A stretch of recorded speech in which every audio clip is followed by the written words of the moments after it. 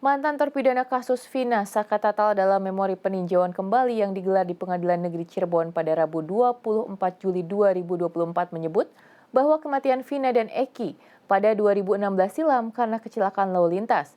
Bagaimana tanggapan keluarga Vina yang tetap meyakini kematian Vina karena pembunuhan?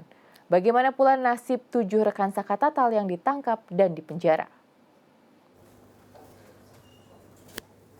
Sidang peninjauan kembali Sakatatal, salah seorang yang telah divonis bersalah atas kasus pembunuhan Vina dan Eki di Cirebon pada 2016, diisi dengan agenda pembacaan memori PK oleh kuasa hukum Sakatatal yang berjumlah 23 orang. Dalam memori PK yang dibacakan secara bergantian selama kurang lebih 4 jam, menguraikan lebih dari 10 novum atau bukti baru. Salah satu novum yang dipertegas dalam persidangan adalah kematian Vina dan Eki bukan karena pembunuhan dan pemerkosaan, tetapi karena kecelakaan lalu lintas. Salah satu kuasa hukum Sakatatal, Titin Prialianti, menyebut novum kecelakaan itu berdasarkan ada baret di motor sekitar 20-30 cm dan di trotoar jalan yang sesuai dengan warna motor. Novum lainnya adalah tidak ditemukannya luka tusukan.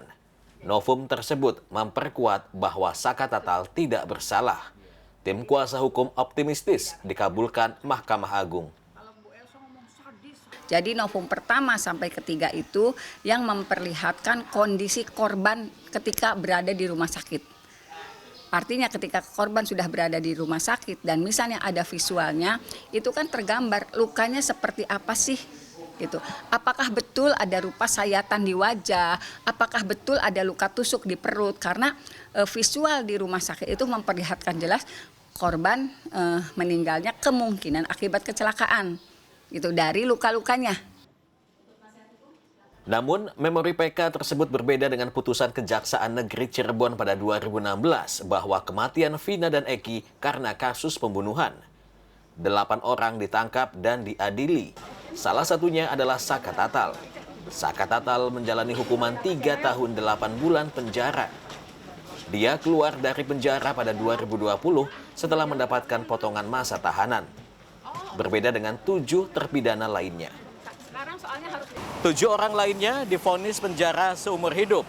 Mereka adalah Jaya, Supri, Eka, Hadi, Eko, Sudirman, dan Rivaldi. Kini para terpidana itu tengah didampingi oleh kuasa hukum untuk peninjauan kembali.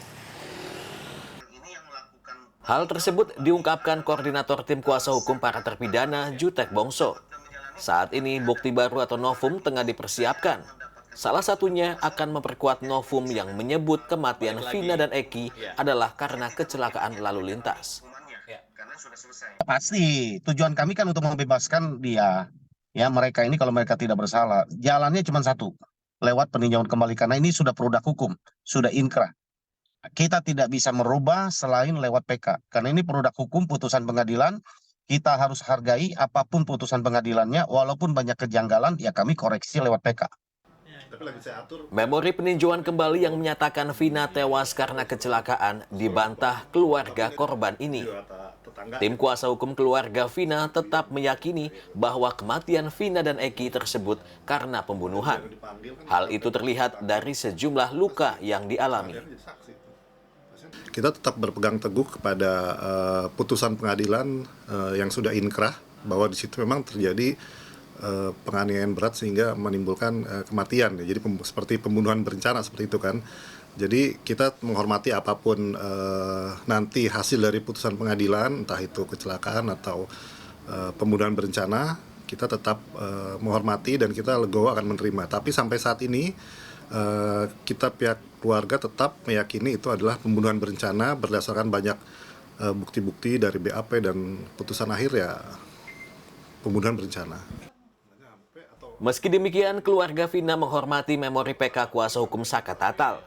Pihaknya menyerahkan sepenuhnya kasus tersebut pada proses hukum untuk segera mengungkap pelaku dan kasus yang sebenarnya terjadi. Zaiul Haq, Rusman Rusmana, Cirebon, Jawa Barat.